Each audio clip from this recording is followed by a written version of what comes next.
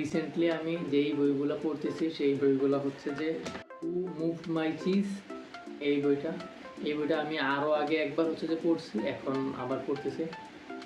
Second যে বইটা সেটা হচ্ছে যে the আলমানাক of naval রাবিকান।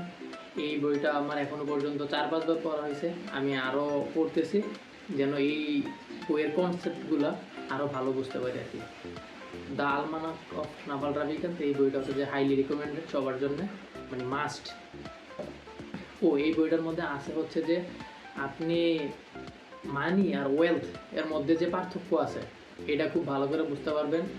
Wealth, happiness, এই বইয়ের দুটো মেইন কনসেপ্ট হচ্ছে ওয়েলথ আর হচ্ছে happiness. How to get rich without getting lucky, এটা একটা টুইটও আছে নাভাল রাবিকান্তের।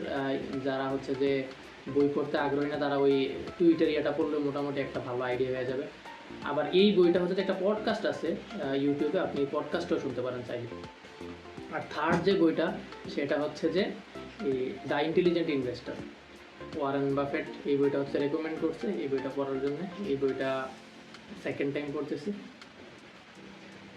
আর একটা অডিও বুক শুনতেছি, অডিও বুক হচ্ছে যে গল্পকথন বাই কল্লোল, ইউটিউব চ্যানেল থেকে শুনতেছি অডিও বুকটা হচ্ছে যে বাদশা নামদার, হুমায়ুন আহমেদের লেখা। আমার খুব খুব খুব পছন্দের একটা বই, আপনারা চাইলে শুনতে পারেন, আপনাদের খুব ভালো লাগবে আশা করি।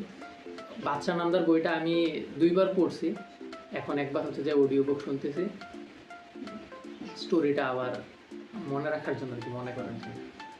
তো এই বইগুলো আর হচ্ছে যে বাদশা নামদার।